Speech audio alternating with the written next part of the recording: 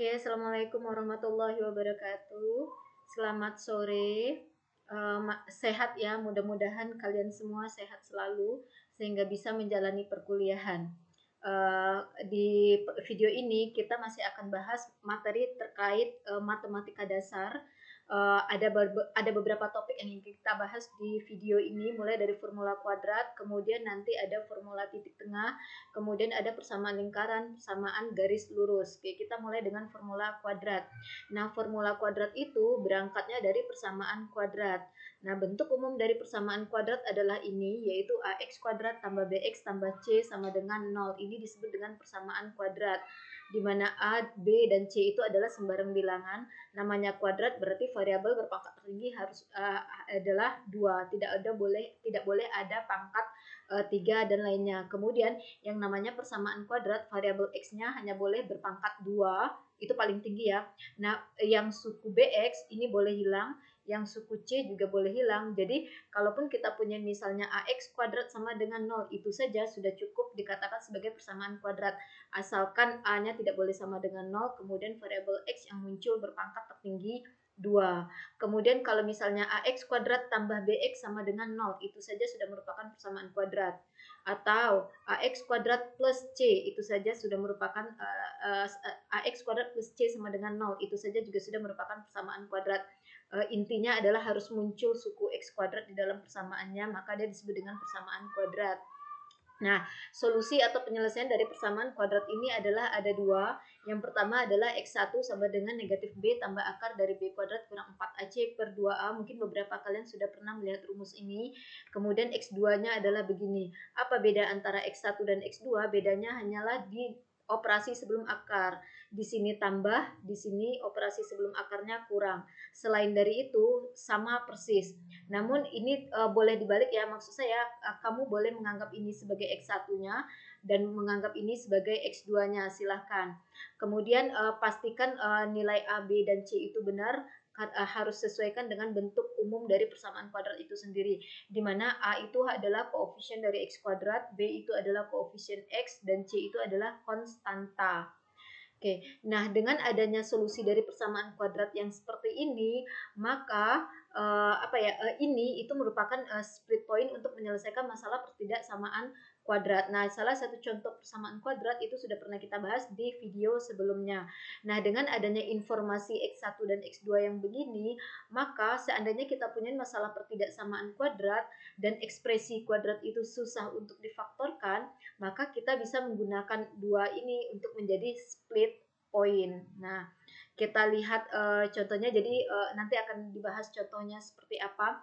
By the way, ditekankan kembali bahwa x1 dan x2 ini berperan sebagai split point dalam menyelesaikan masalah pertidaksamaan kuadrat.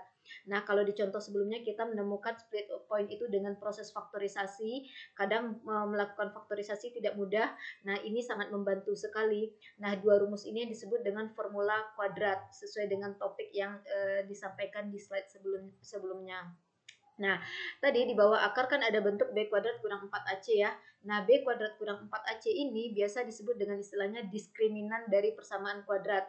Dan ini secara simbolis itu biasa disimbolkan dengan huruf D besar, yang artinya adalah diskriminan dari persamaan kuadrat, yaitu rumusnya b kuadrat kurang 4ac.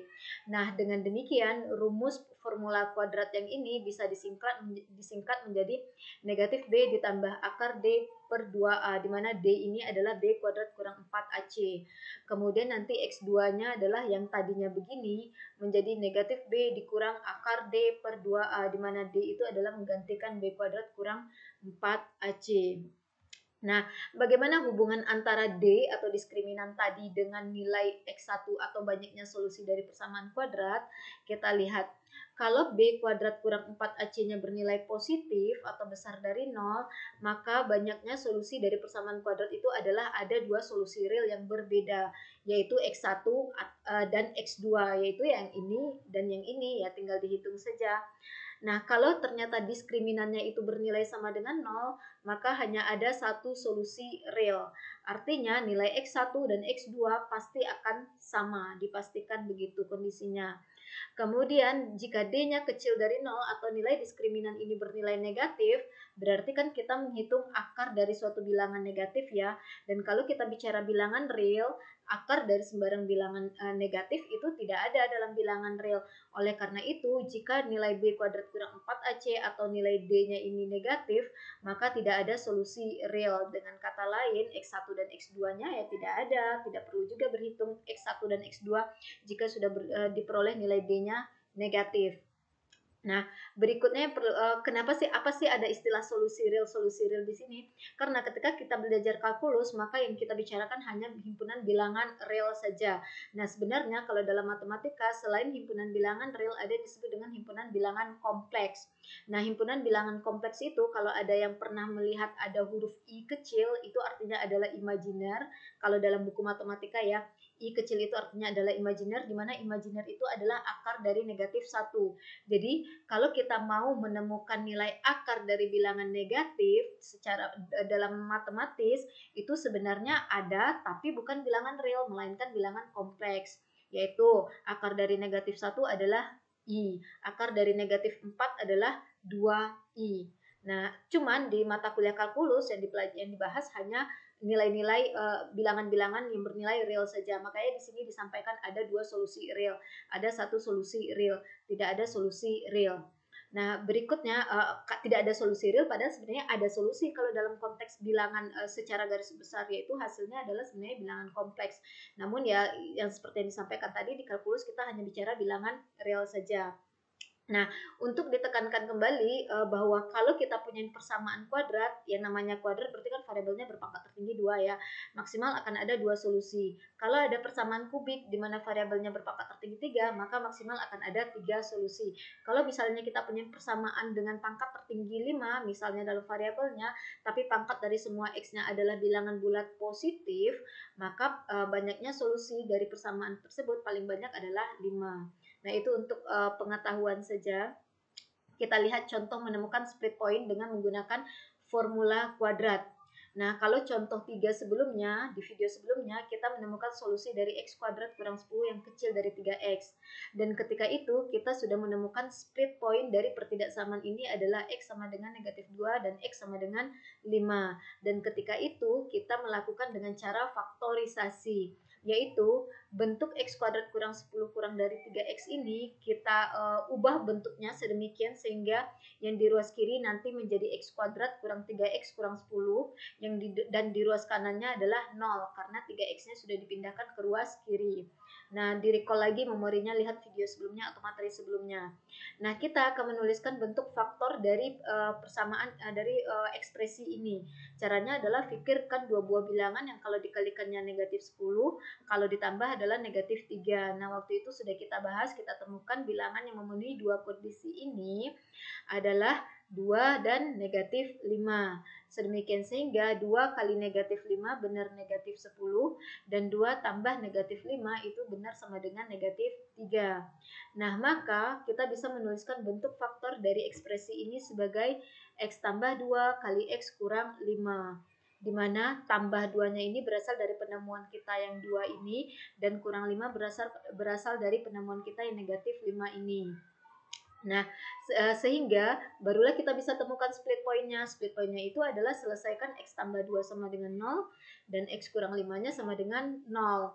X tambah 2 sama dengan 0 berarti nilai X-nya negatif 2 dan X kurang 5 sama dengan 0. Maka kita peroleh X-nya sama dengan 5. Nah, itu kalau kita menemukan split point-nya dengan menggunakan metode faktorisasi. Nah, sekarang kita coba gunakan formula kuadrat yang kita bahas di slide pertama tadi. Yaitu kan ini ya bentuknya, X kuadrat kurang 10 kurang dari 3X, itu kita ubah penulisannya jadi seperti ini, yaitu kita memindahkan 3X ke ruas kiri, jadilah seperti ini. Kemudian kita susun secara beraturan nilai variabel X-nya itu dari pangkat tertinggi hingga pangkat terendah. Jadi kita punya bentuk X kuadrat kurang 3X kurang 10 kurang dari 0. Nah, ingat lagi bentuk umum dari persamaan kuadrat adalah AX kuadrat tambah BX tambah C. Maka di sini yang berperan sebagai A itu adalah koefisien dari X kuadrat itu merupakan nilai A. Jadi dalam hal ini, untuk kasus contoh ini, A-nya bernilai 1, kemudian B itu adalah koefisien X. Nah, di contoh ini, koefisien X itu adalah negatif 3, jadi B-nya negatif 3. Kemudian C itu adalah konstanta yang berdiri sendiri, dan dalam hal ini C itu adalah negatif 10. Nah, tinggal hitung diskriminannya dengan rumus B kuadrat kurang 4AC sama dengan B-nya itu adalah negatif 3, maka di sini negatif 3 kuadrat, kemudian dikurang 4 kali A kali C berarti 4 kali A-nya bernilai 1, maka di sini 4 kali 1 dikali C, C-nya di sini negatif 10, maka di sini kali negatif 10. Kemudian kita selesaikan negatif 3 kuadrat adalah 9, dikurangnya tuliskan saja dulu, selesaikan yang 4 kali 1 kali negatif 10 yaitu negatif 40.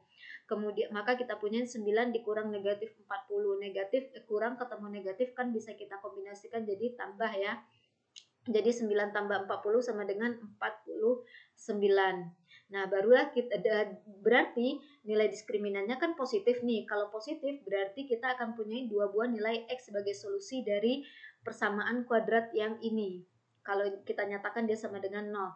Atau dengan kata lain, karena D-nya besar dari 0 atau D diskriminan ini bernilai positif, maka kita punya split point-nya ada 2. Karena solusi dari persamaan ini ya ada 2. Apa saja itu? Yang pertama adalah rumusnya X1 sama dengan negatif B tambah akar D per 2A. Negatif B itu berarti negatif dari negatif 3 ya. Negatif di sini bawaan rumus ini, kemudian negatif di sini karena B-nya ini memang bernilai negatif 3. Kemudian ditambah akar D. D-nya 49 berarti akar dari 49 dibagi 2A berarti 2 kali 1. Sama dengan negatif ketemu negatif dikombinasikan jadi positif, yaitu jadi positif 3 dalam hal ini. Akar 49 adalah 7, dibagi 2 kali 1 adalah 2. Tinggal berhitung saja, ini sama dengan 10 bagi 2 atau sama dengan 5. Nah, jadi ini adalah split point yang pertama. Sama ya dengan penemuan sebelumnya, yaitu split point-nya ada negatif 2, ada 5. Nah, untuk split point yang kedua yaitu dengan rumus X2 sama dengan negatif B dikurang akar D dibagi 2 kali A. Bedanya adalah kalau X1-nya tadi operasi sebelum akar adalah tambah, sekarang operasi sebelum akarnya negatif. Ya tinggal untuk berikutnya tinggal ubah aja operasi tambah di sini menjadi operasi kurang. Jadi yang tadinya 3 tambah 7 per 2 menjadi 3 kurang 7 per 2. 3 kurang 7 negatif 4, kemudian dibagi 2 adalah sama dengan negatif 2. Nah, dengan demikian kita perolehlah split point-nya sama dengan 5 dan negatif 2. Sama saja dengan hasil yang kita peroleh di metode faktorisasi. Oke, itu terkait formula kuadrat. Materi berikutnya adalah sistem koordinat. Nah, sistem koordinat biasanya kita lihat ada kotak-kotak begitu ya.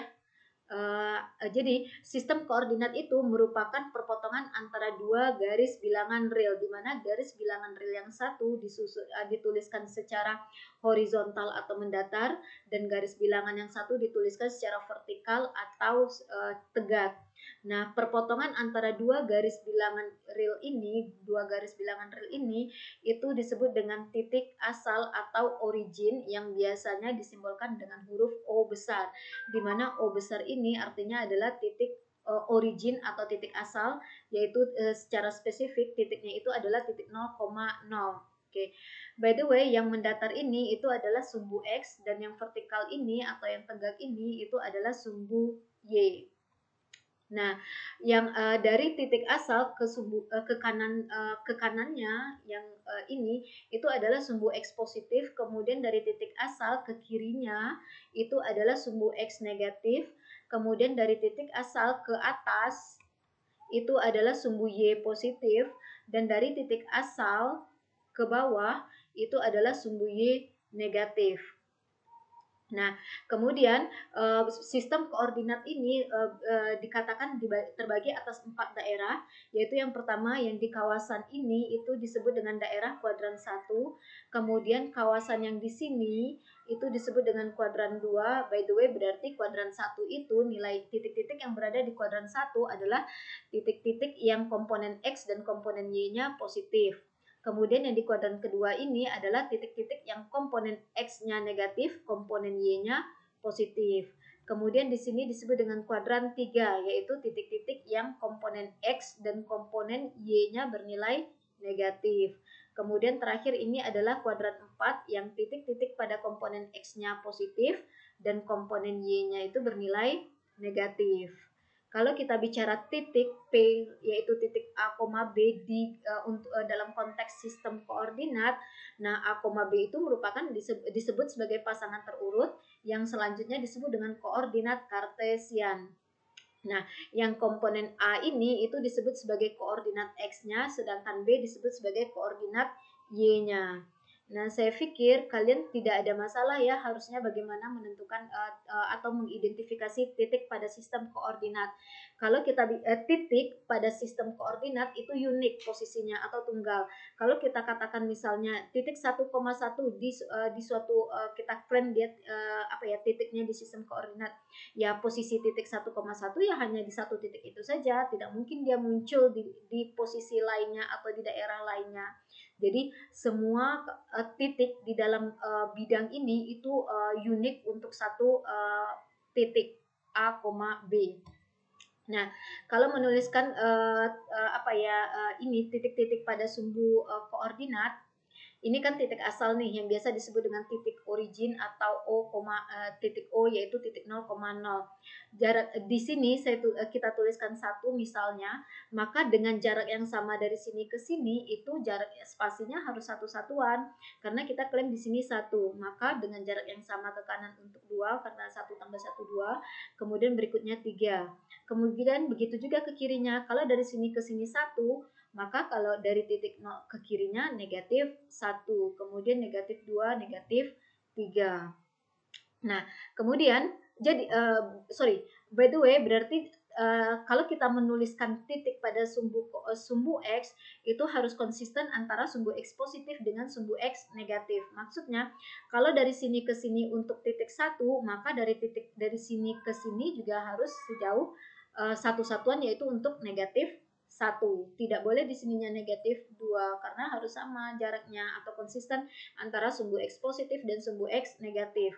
Kemudian antara sumbu Y positif dengan sumbu Y negatif itu juga harus konsisten. Kalau misalnya di sini kita maunya 1, maka dengan jarak yang sama harus ditambah 1, yaitu untuk 2. Kemudian di sini untuk titik Y sama dengan 3. Kemudian ke bawah dari titik asal tadi itu adalah untuk negatif 1 dengan jarak yang sama ya. O ke titik 1 itu harus sama dengan jaraknya dengan O ke titik negatif 1. Kemudian negatif 2 dan seterusnya.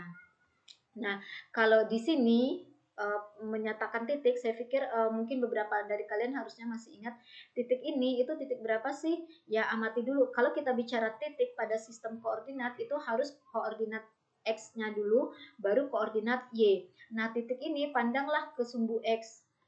Nah, dia memotong sumbu X di X sama dengan 1. Kemudian untuk sumbu Y-nya itu dia memotong sumbu Y di Y sama dengan 2. Atau kalau kita tarik garis ya maksudnya. Maka titik ini itu merupakan titik 1,2. Di mana 1 adalah komponen X-nya dan 2 ini adalah komponen Y-nya. Kalau untuk mengetahui nilai X-nya berapa untuk suatu titik, maka ya tarik garis tegak. Sedangkan kalau mau tahu nilai Y-nya berapa, tarik garis mendatar. Kemudian kalau titik ini misalnya, ini titik berapa sih? Kalau kita tarik garis tegak dari titik ini, itu ketemu X sama dengan negatif 3. Maka komponen pertama yang muncul nanti pasti negatif 3. Kemudian pengen tahu nilai Y-nya berapa sih? Ya tarik garis mendatar. Ketemu di Y sama dengan 1. Dengan demikian ini adalah titik negatif 3,1. Nah, berikutnya sistem koordinat ini. Di sini coba pandang, kalau kita lihat di sini sumbu X positif, ini sumbu X negatif. Konsisten ya, jaraknya satu satuan. Begitu juga ini. Kemudian yang ini itu adalah sumbu Y positif. Yang ke atas, yang ke bawah ini adalah sumbu Y negatif.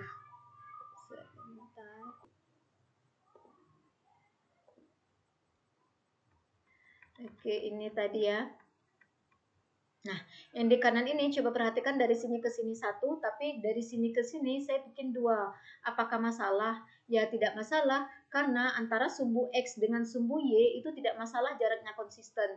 Tapi antara sumbu X positif dengan sumbu X negatif itu jarak harus konsisten. Antara sumbu Y positif dengan sumbu Y negatif itu harus konsisten. Tapi antara sumbu X dengan sumbu Y itu tidak harus konsisten. Jadi kalau dengan jarak segini saya tulis untuk 1, maka ke atas ini 2 ya tidak masalah. Namun sumbu Y positif dengan sumbu Y negatif harus konsisten jaraknya. Kalau dari sini, dari titik asal ke sini adalah 2, maka dari titik asal ke bawah juga sejauh untuk negatif 2. Kemudian setiap langkah itu adalah untuk 2 satuan.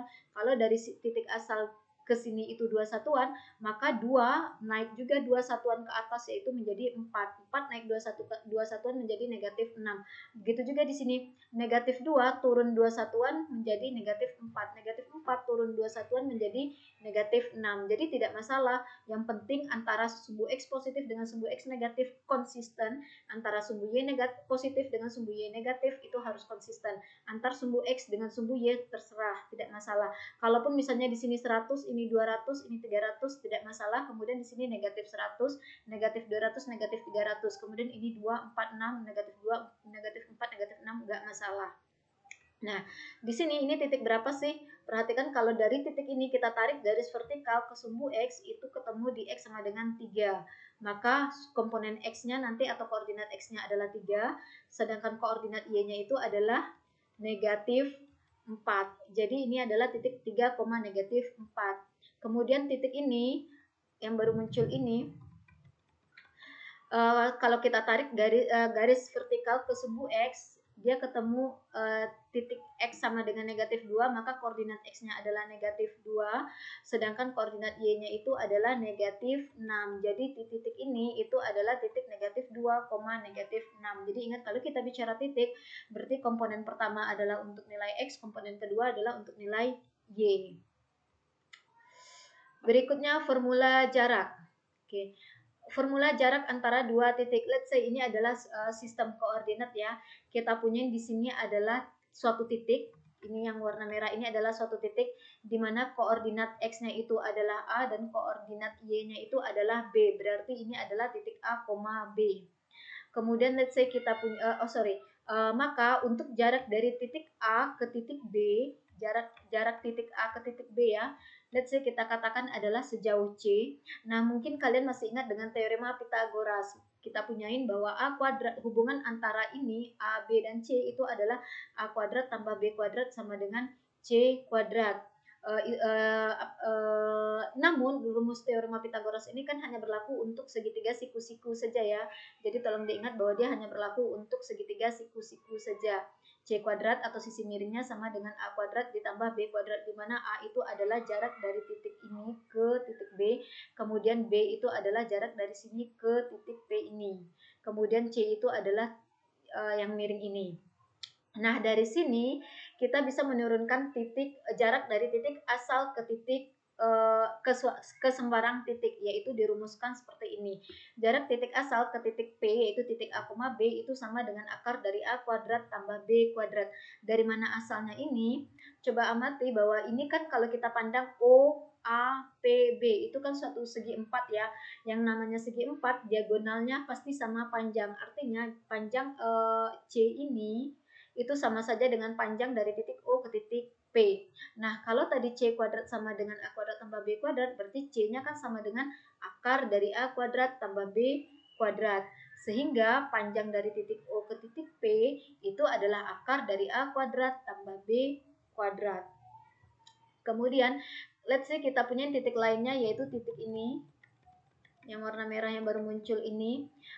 Koordinat X-nya itu adalah K dan koordinat Y-nya adalah L, maka titik ini dikatakan titik K, L ya. Kalau kita pengen tahu jarak dari titik P ke titik K ini, maka didefinisikan jaraknya adalah sama dengan komponen X-nya dikurangkan, kemudian dikuadratkan, ditambah komponen Y-nya dikurangkan, kemudian dikuadratkan. Jadi, kalau ini titik P-nya, ini titik Q-nya, maka jarak antara titik P ke titik Q itu adalah akar dari A dikurang K dikuadratkan, ditambah B dikurang L, kemudian dikuadratkan. Nah, kalau kita bicara jarak dari titik P ke titik Q itu itu sama saja jaraknya dengan jarak dari titik Q ke titik P, sama saja ya, tidak masalah. Toh ini kalau dikuadratkan hasilnya pasti nanti akan bernilai positif. Oke, kita lihat formula jarak antar dua titik untuk berbagai kondisi titik. Yang pasti maksudnya itu berbagai kondisi komponen X dan Y-nya. Kita punya dua titik yang berbeda. Let's say titiknya itu adalah titik P di X1, Y1 dan titik Q di X2, Y2. Berbeda sekali kan ya titiknya, komponen X-nya berbeda, komponen Y-nya berbeda. Maka jarak antara titik P ke titik Q itu dirumuskan dengan akar dari selisih antara nilai X-nya dikuadratkan ditambah selisih dari nilai Y-nya kemudian dikuadratkan. Ini analog atau sama persis dengan rumus yang ini tadi. Cuman bedanya kalau di sini A, B, yang slide berikutnya itu X1, Y1. Ini menjadi X2, Y2, sama saja. Kemudian kondisi berikutnya, kalau kita menemukan jarak antara titik asal ke titik P. Jadi titik asal itu adalah titik O, yaitu titik 0,0 ke titik P yang kita notasikan dengan X, Y. Maka jarak dari suatu titik, dari titik asal ke sembarang titik P, X, Y, itu dinotasikan dengan D dalam kurung O, P, sama dengan akar dari X kuadrat tambah Y kuadrat. Jadi tinggal komponen ini saja dikuadratkan masing-masingnya baru ditambah terakhir diakarkan. Kemudian jarak dari titik P ke titik Q di mana P-nya itu di mana titik P dan titik Q ini memiliki koordinat X yang sama persis. Yang berbeda hanya Y1 dan Y2-nya saja. Maka jaraknya itu adalah tinggal sama artinya dengan kita menghitung nilai mutlak antara nilai mutlak dari Y1 kurang Y2.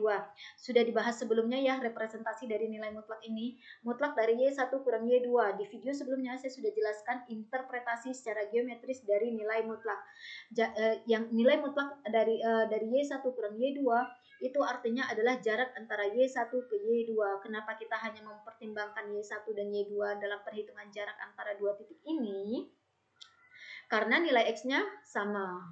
Kemudian sekarang kalau titik P dan titik Q itu memiliki komponen Y-nya yang sama, sedangkan X-nya yang berbeda, maka rumus jarak antara kedua titik ini itu adalah nilai mutlak dari X1 dikurang X2 atau nilai mutlak dari X2 dikurang X1. Oke, by the way, kenapa sih di sini D ada huruf D untuk notasi jarak antara dua titik? D di sini adalah singkatan untuk distance atau yang artinya adalah jarak.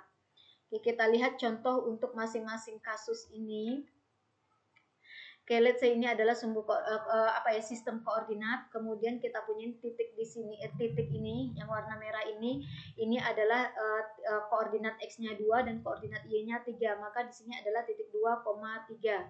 Kemudian kalau kita mau menghitung jarak dari titik O ke titik P ini, berarti tinggal kuadratkan saja masing-masing X dan Y ini, kemudian ditambah terakhir baru diakar. Jadi ini dia jarak dari titik asal ke titik 2,3 adalah akar dari 2 kuadrat ditambah 3 kuadrat.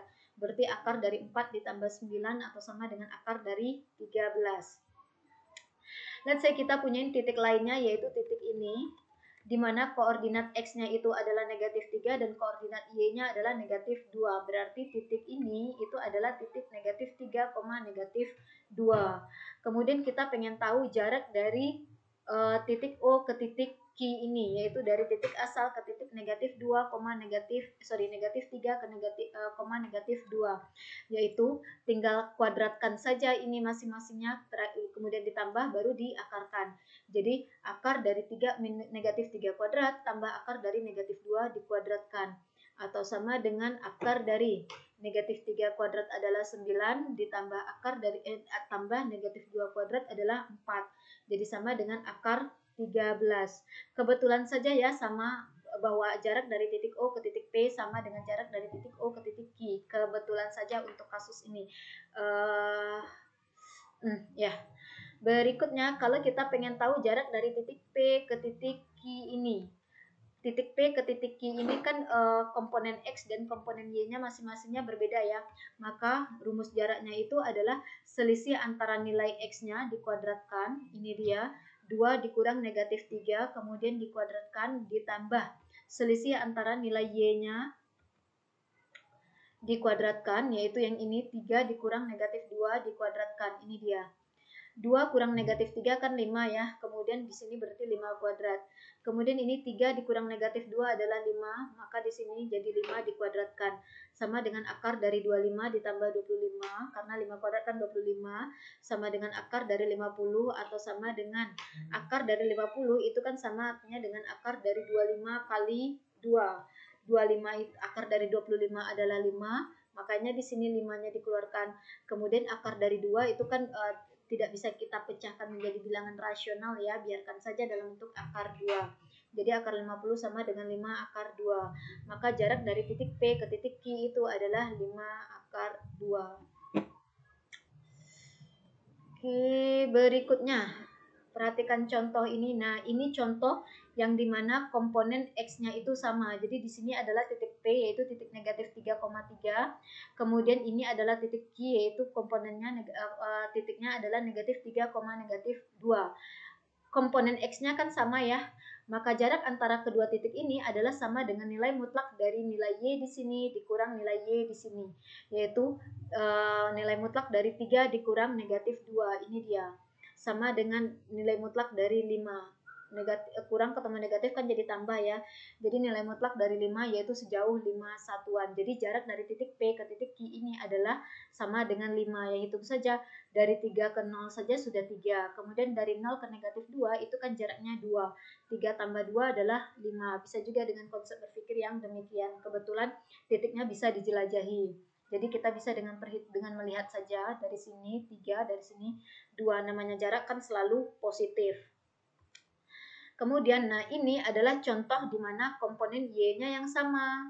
Ini titik negatif 1,2 dan ini adalah titik 2,2. Komponen Y-nya sama yaitu sama-sama 2. Maka menghitung jarak dari titik R ke titik S berarti nilai mutlak dari nilai X yang di sini dikurang nilai X di sini, yaitu nilai mutlak dari negatif 1 dikurang 2 yang ini. Sama dengan nilai mutlak dari negatif 3. Nilai mutlak dari negatif 3 itu adalah 3. Atau kalau kebetulan titiknya bisa dijelajahi karena titiknya ada muncul di sistem koordinat kita dan gampang sekali. Dari sini ke sini itu kan sejauh 1 satuan. Dan dari titik O ke titik yang ini itu kan 2 satuan ya.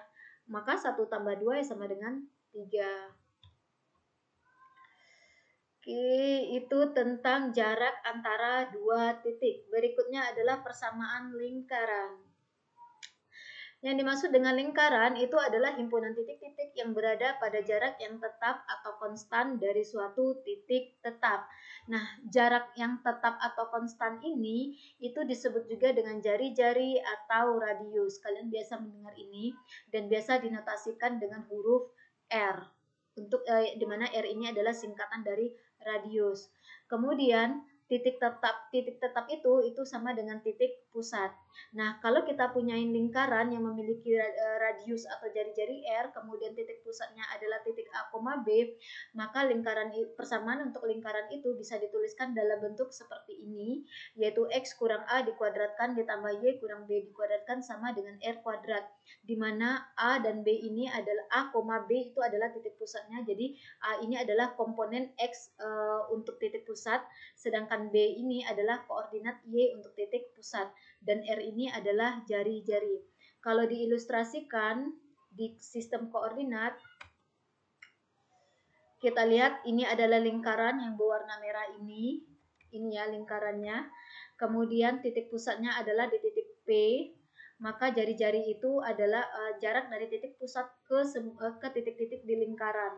Nah, jarak yang garis yang berwarna ungu ini harus sama semua. Ini harus sama jaraknya dengan ini, harus sama jaraknya dengan ini, harus sama dengan jaraknya ini. Namanya radius. Jadi radius itu adalah jarak dari titik pusat ke titik-titik yang ada di lingkaran ini.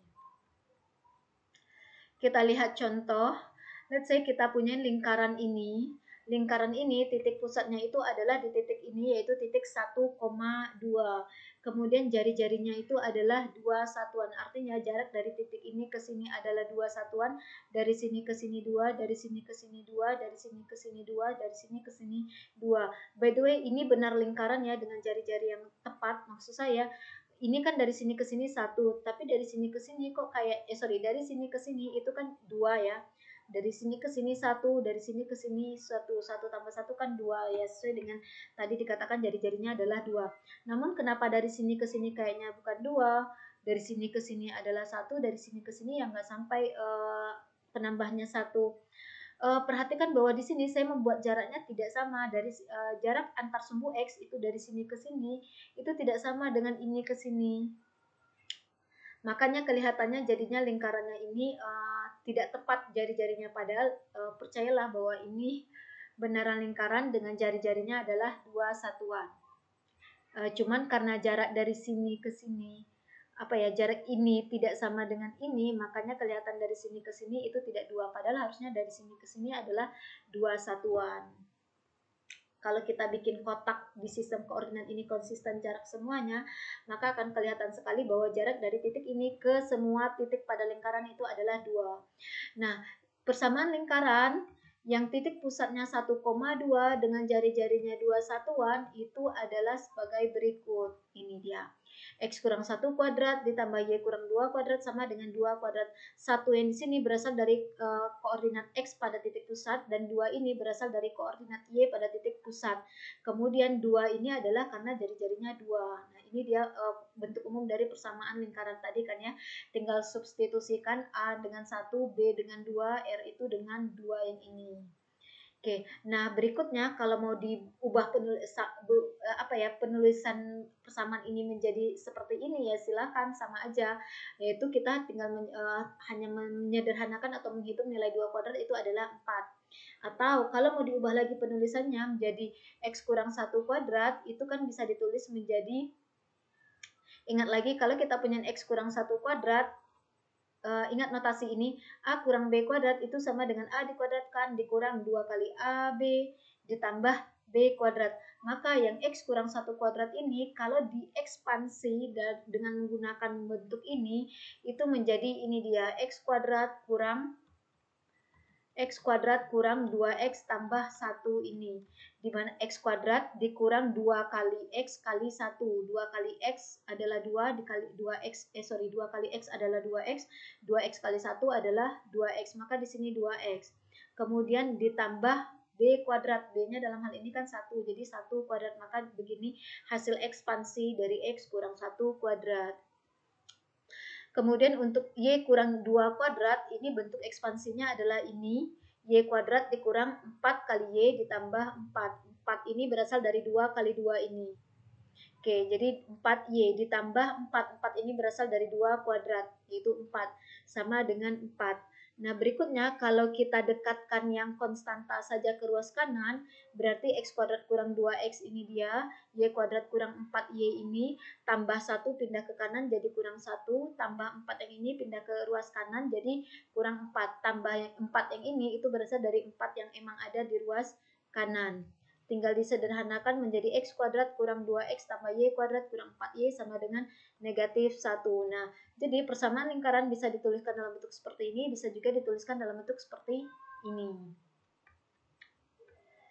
Oke, berikutnya kita lihat contoh, tunjukkan bahwa persamaan X kuadrat kurang 2X tambah Y kuadrat tambah 6Y sama dengan negatif 6 merupakan persamaan lingkaran. Kalau memang dia merupakan persamaan lingkaran, maka temukan titik pusatnya beserta radiusnya atau jari-jari dari lingkaran itu. Nah, langkah pertama adalah untuk X kuadrat kurang 2X yang ada di sini, kita nyatakan dia dalam bentuk, kita mau menyatakan untuk mengetahui apakah dia merupakan persamaan lingkaran atau tidak, kita harus bisa membuat persamaan yang bentuk persamaan yang ini tadi menjadi seperti ini. Dengan syarat yang di ruas kanannya nanti harus muncul bilangan positif. Kalau yang di ruas kanan nanti muncul bilangan positif, maka benar bahwa persamaan yang tadi itu adalah persamaan lingkaran. Tapi kalau nilai di ruas kanan itu nanti hasilnya adalah negatif, maka diklaim bahwa persamaan itu bukan persamaan lingkaran. Nah, kita tunjukkan, berarti kita harus menunjukkan bahwa yang di ruas kanan nanti berbentuk bilangan positif. X kuadrat kurang 2X yang ini mau kita nyatakan sebagai dalam bentuk yang ini nih. Yang X kurang A dikuadratkan. Caranya adalah 2 yang ini, koefisien X ini, negatif 2 tepatnya, koefisien dari X kan negatif 2. Negatif 2 bagi 2 itu adalah negatif 1. Maka X kuadrat kurang 2X itu bisa ditulis sebagai X kurang 1 dikuadratkan Tapi ingat lagi, X kurang A kuadrat itu kan sama dengan X kuadrat dikurang 2 kali AX ditambah A kuadrat ya. Berarti yang X kurang 1 kuadrat, by the way kurang 1 ini berasal dari negatif 1 yang ini ya. Kalau ini negatif 1, maka di sini negatif 1. X kurang 1 dikuadratkan itu sama dengan X kuadrat dikurang 2X tambah 1 kan ya, sesuai dengan pola rumus ini. X kuadrat dikurang 2 kali X kali 1 adalah 2X ditambah 1 kuadrat itu adalah 1.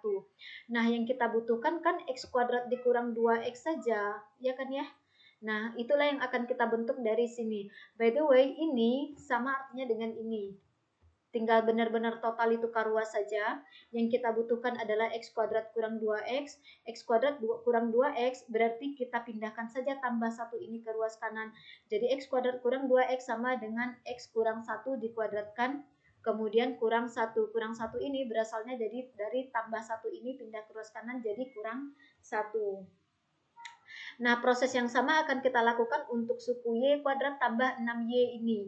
Y kuadrat tambah 6Y kalau kita ubah penulisannya seperti ini, mulai dari perhatikan koefisien dari Y. Koefisien dari Y itu adalah positif 6.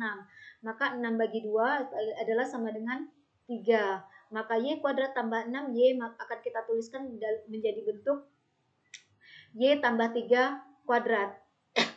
Tapi ingat, kalau kita punya Y tambah A dikuadratkan, itu kan sama dengan Y kuadrat tambah 2AY ditambah A kuadrat. Jadi Y tambah 3 kuadrat ini sama artinya dengan Y kuadrat ditambah 2 kali 3, 6. 6Y ditambah 9. 9 ini berasal dari 3 kuadrat.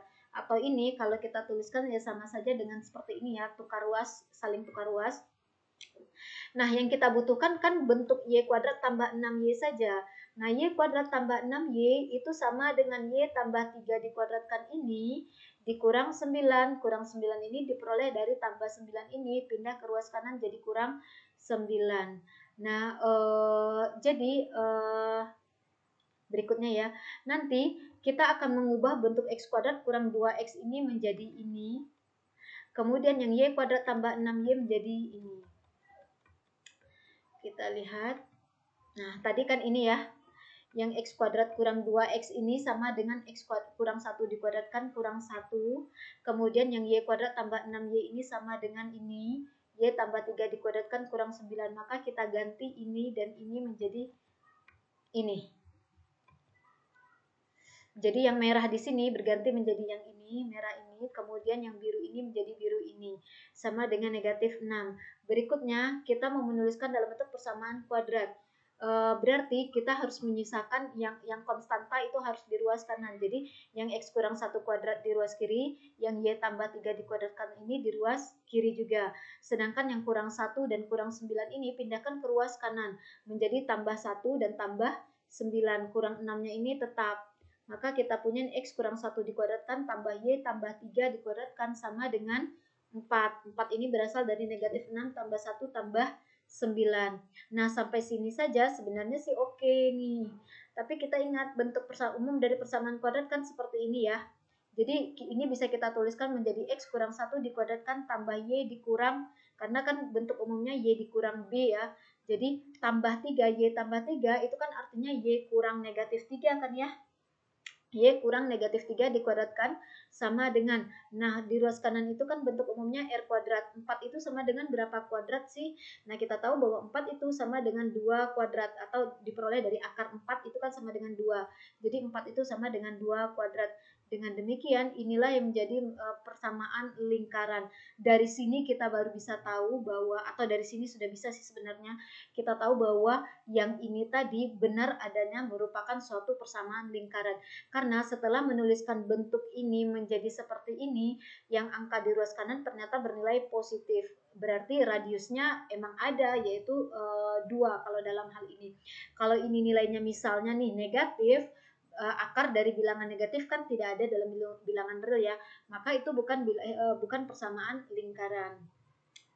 Nah, dari sini bisalah kita simpulkan bahwa titik pusatnya itu adalah titik 1, negatif 3. Satunya berasal dari sini, negatif 3-nya berasal dari sini. Dan jari-jarinya itu adalah 2, berasal dari sini. Oke, untuk formula titik tengah kita lanjutkan di video berikutnya biar tidak membosankan dalam satu video durasinya panjang banget ya.